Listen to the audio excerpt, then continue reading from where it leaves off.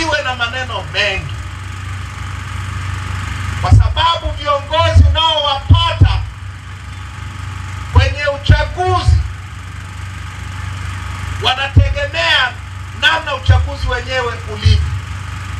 Uchaguzi ukiwa wa hovyo, utapata viongozi wa hovyo, na ukipata viongozi wa hovyo, mwananchi hakuna atakaye kutetea.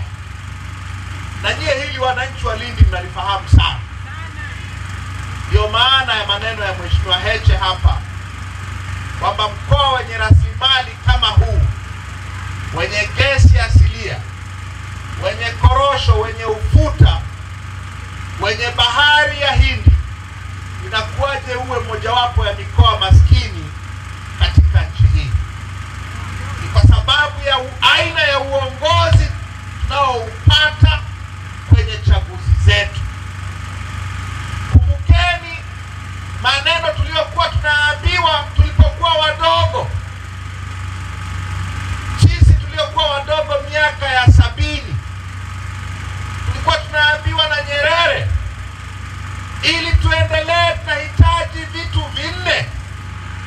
Tunahitaji watu tunao, tunahitaji ardhi tunayokupa, tunahitaji siasa safi, tunahitaji uongozi bora. Hiyo ndio ilikuwa maneno ya miaka ya 70 ya Mwalimu. Hatujai kuwa na shida ya watu, hatujai kuwa na shida ya ardhi na rasilimali. Miaka yote tumekuwa na shida ya siasa safi na shida kubwa ya uongozi bora. Na hiyo inatokana na aina ya chaguzi zetu. Wanataka tuzungumze habari ya bila mabadiliko hakuna uchaguzi. Nitazungumza kwa kutumia mifano ya Lindi ya kwenu, kwa sababu nikitumia mifano ya Dar es Salaam naweza mkanihoji kwa nini utumie ya Dar es Salaam, inatuhusu sisi nini? Nitatumia ya Lindi. Ndugu zangu, hapa tulipo, nyie wananchi wa Lindi, hapa mlipo, hii Lindi ina mitaa 117. Katika hiyo mitaa 117 ya mji wa Lindi,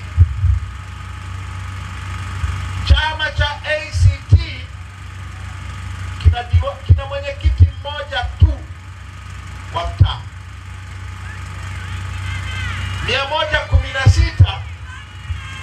116 ni wa CCM. Kwa katika wenye viti wa mitaa 117, wa kwenu ni mmoja tu. Wanne ni wanne. Asante. Baruani umeniambia mmoja, imekuwa ni wanne? Sawa. Nimeambiwa ni mmoja, samahani. Kwa ni wanne kati ya 117. Miaka 11 iliyopita kwenye uchaguzi wa 2014 walikuwa 47. Walikuwa 47. Miaka 11 iliyopita mlikuwa na wenye viti wengi zaidi wa mitaa. Leo mnao wanne tu.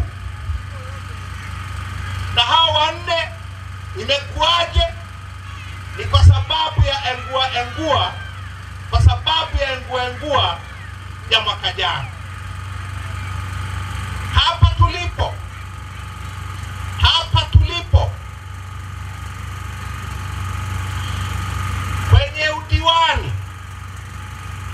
kwenye udiwani, hii halmashauri ya Lindi mjini kuna diwani mmoja asiyekuwa wa CCM kati ya madiwani 20.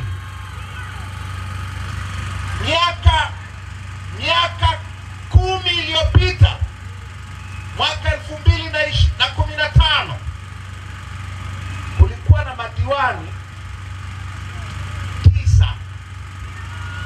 9 kati ya 20. Leo yuko mmoja tu, na hiyo inatokana na vurugu za uchafuzi mkuu wa 2020. Hili jimbo la Lindi mjini lilikuwa na mbunge wa upinzani mwaka 2010, likawa na mbunge wa upinzani mwaka 2000 na ngapi? 2010 2015 mkoa wa Lindi, mkoa wote wa Lindi ulikuwa na wabunge wa upinzani 4 kati ya 8. Leo ni 0. Leo ni 0. Na ni 0 kwa sababu ya vurugu za 2020. Maana yake ni nini, ndugu zangu wa Lindi mjini? Maana yake ni kwamba kwenye mitaa yenu yote isipokuwa 1 au 4, kwenye mitaa yenu yote hamna mtu wa kuwasemea isipokuwa wale 4. Wakiongeza ushuru wa maandazi ninayouza, hakuna wa kukemea kwa sababu wenye viti karibu wote ni wakwao. Wakiongeza ushuru kwenye biashara zenu zingine, hakuna wa kuwakemea kwa sababu baraza la madiwani lote isipokuwa 1 ni la CCM. Wakiongeza kodi na tozo na wapi bungeni, hakuna wa kukemea, hakuna wa kuzuia kwa sababu bunge lote karibu ni bunge la CCM. Kwa hiyo hatuna watetezi, hatuna mtu wa kututetea kwenye bunge, hatuna mtu wa kututetea kwenye halmashauri, kwenye baraza la madiwani, hakuna mtu wa kututetea kwenye mitaa. Hakuna. Tuko peke yetu. Na kama tuko peke yetu na Mungu wetu, manake ni kwamba tunaonewa kweli kweli. Wakulima wa mkoa huu wanaolima ufuta na wanaolima korosho wanakutana na kitu kinaitwa stakabadhi ghalani. Au nakosea? Stakabadhi ghalani, kila mkulima wa nchi hii anajua ni wizi mtupu. Wizi mtupu. Kulima ulime wewe, uhangaike wewe, dawa upige wewe, kuvuna uvune wewe. Ikishafika kwenye biashara wanakuambia wewe huwezi ukauza, tuletee sisi tukuuzie, alafu tutakulipa tutakavyoona inafaa. Mtaachaje kuwa maskini? Mtaachaje kuwa maskini? Na ni kwa sababu hawa ambao wanapaswa wawasemee wameingia kwenye nafasi za uongozi bila kupingwa, wameingia kwa kura za uwizi, wameingia kwa uongo, wameingia kwa kuenguliwa wapinzani, wameingia kwa sababu mfumo wetu wa uchaguzi ni wa ovyo. Sasa haya ambayo nimeyasema kwa Lindi mjini ni ya nchi nzima. Nimetokea Kilwa muda huu. Kilwa mwaka 2014 Kilwa Kivinje walishinda mitaa 21 kati ya mitaa 21 ya mji mdogo wa Kilwa Kivinje. Walishinda mitaa yote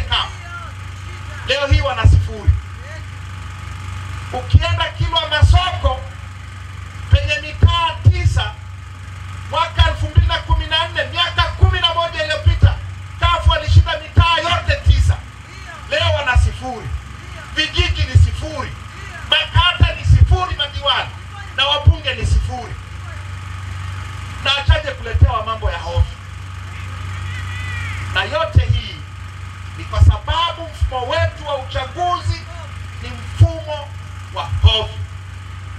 Nimeambiwa hapa huyo aliyeshinda udiwani hapa 2020 alishinda kwa sababu ni mshenga wa mkurugenzi wa mji wa Lindi.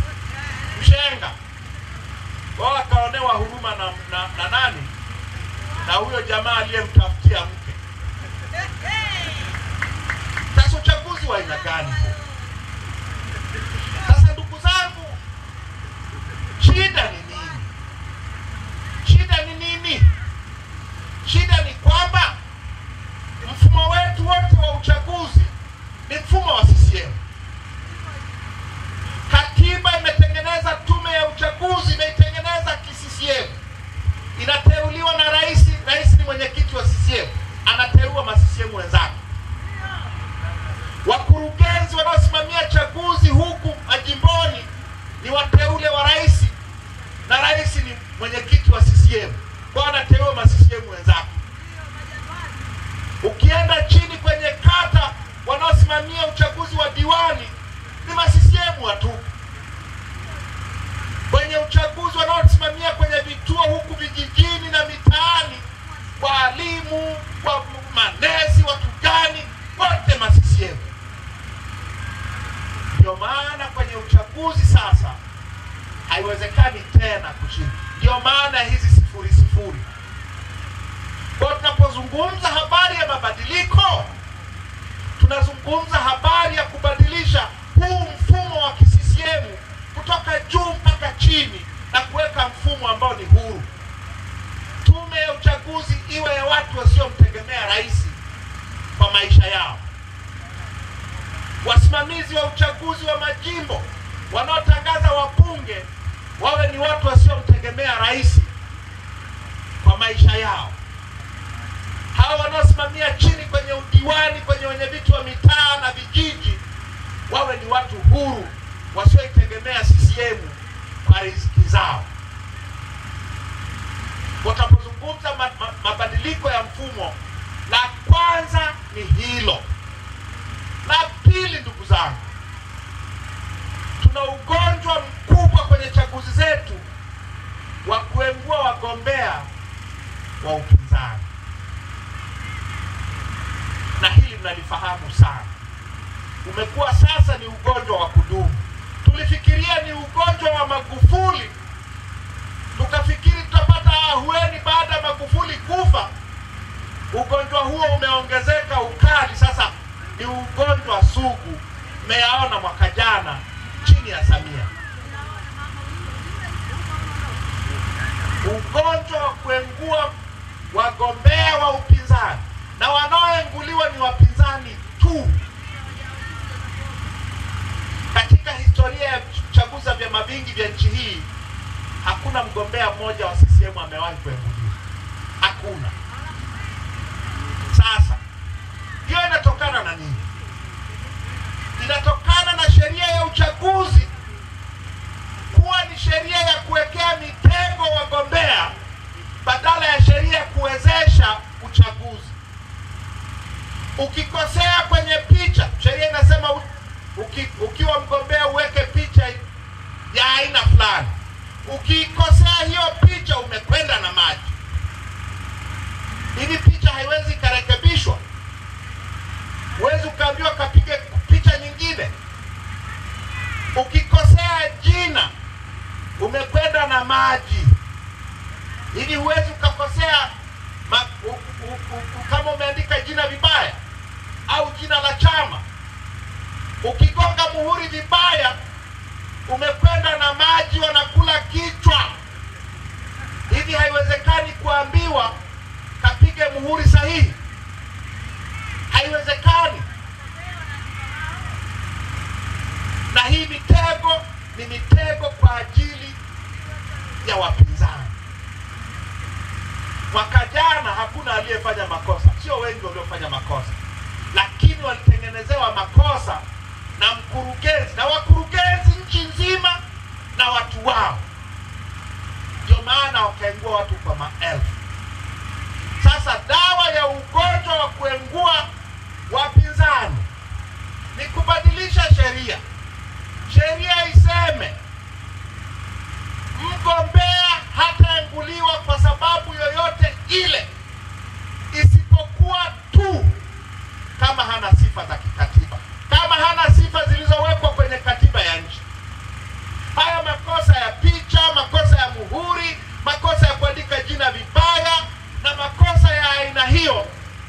ni makosa yanayorekebishika. Sheria itamke hivyo. Sheria ikisema hakuna kuengua wagombea, huu ugonjwa utafutika.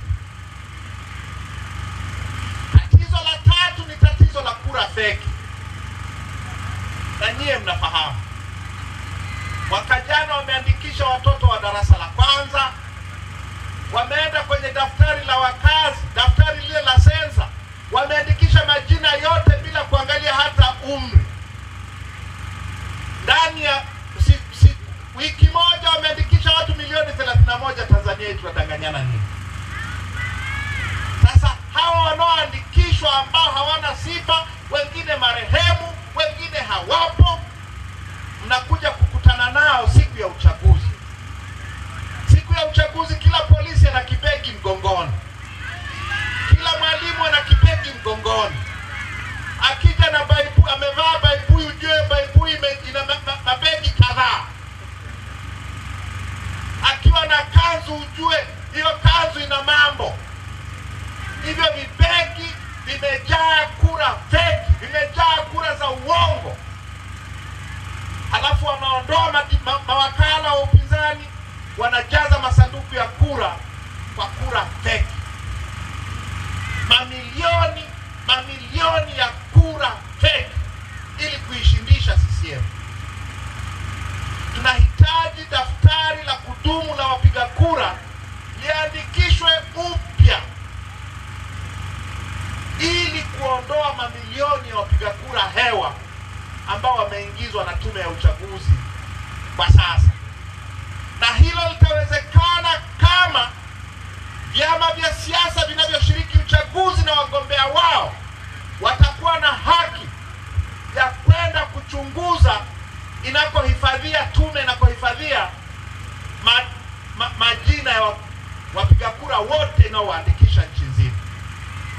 Manake tume inatuwekea majina ukutani, inaacha kuweka mamilioni ya wapiga kura hewa ambayo imewatunza kwenye seva za makompyuta yao. Kwa lazima tuandikishe daftari la wapiga kura upya, na vyama vya siasa na wagombea wapate access kwenye hii inakotunzia hizo rekodi zake. La nne, na hili mnalifahamu sana, vurugu dhidi ya wapinzani wakati wa kampeni. Tunafanyiwa vurugu sana. Tunafanyiwa vurugu na wasimamizi wa uchaguzi, tunafanyiwa vurugu na mapolisi, tunafanyiwa vurugu na ma-DC, tunafanyiwa vurugu na maafisa tarafa na wakuu wa mikoa, tunafanyiwa vurugu na watu wa usalama wa taifa. Ni vurugu dhidi ya wapinzani. Tunataka hizo vurugu zikome. Wakati wa kampeni wapinzani wapate haki sawa ya kufanya kampeni kama wagombea wa sisi. La tano, swala la mawakala na matatizo yote yanayohusiana na siku ya upigaji kura. Kwenye chaguzi zetu, ndugu zangu wa Lindi, mnafahamu, ikifika wakati wa kuweka mawakala wa upinzani kuapishwa ni vita na mkurugenzi. Kuapishwa tu, kupata barua zao za wakala, vita na mkurugenzi. Mkurugenzi kupeleka majina kwenye vituo vya kupigia na kuhesabia kura, majina ya mawakala wa upinzani, vita. Mawakala wa upinzani kuruhusiwa kuingia kwenye vituo, vita. Mawakala kupata nakala za matokeo ya vituo vyao, vita. Nataka sheria ya uchaguzi itamke kila chama kinachoshiriki uchaguzi kina haki ya kuwa na wakala muda wote wa kupiga kura, kuzihesabu na kutangaza matokeo. Kuwe na wakala muda wote. Kusiwe na uchaguzi mahali ambapo hakuna wakala wa chama kinachoshiriki uchaguzi. Usiendelee. Kwa sababu ukiendelea mnafanyiwa vurugu. mwisho, ndugu zangu, chaguzi za Tanzania sasa lazima ziende na kafara ya Watanzania. Nimetoka Kilwa sasa hivi,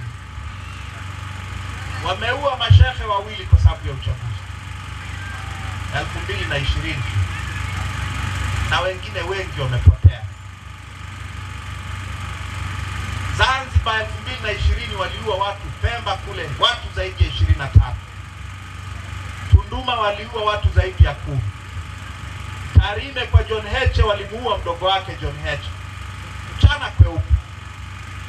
Mwaka jana kwenye uchaguzi wa vijiji na mitaa wameua watu 3. Sasa uchaguzi wa Tanzania lazima uendane na kafara ya Watanzania. Na hii kafara, wanaotolewa kafara ni wapinzani au wagombea wao au wafuasi wao au wanachama wao, na sio kafara za hao tu. Watu wanaumizwa, watu wanajeruhiwa, watu wanatiwa vilema, watu wanafunguliwa kesi za uongo na kadhalika na kadhalika. Ni chaguzi za aina gani hizi ambazo inabidi tuue watu wetu, inabidi tuzike watu wetu ili CCM iendelee kuwa madarakani? Na hili nalo nahitaji lishughulikiwe. Sasa muda umekwenda, nisiendelee kuwachosha baada ya mvua yote iliyowapiga. Hayo maswala 5 au 6 na yapo mengine, haya nimesema kwa uchache. Haya maswala tumesema yasiposhughulikiwa, yasipotatuliwa, mwaka huu, uchaguzi huu usifanyike, tuuzuie.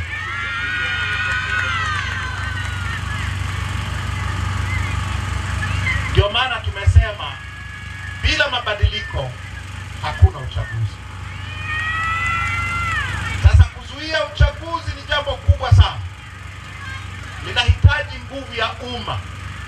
Linahitaji wananchi wa Lindi, nyie ambao mnabeba mzigo wa hao wagombea wa viongozi wa CCM ambao hamwachagui, lakini wanawaletea umaskini, wanawaletea maafa.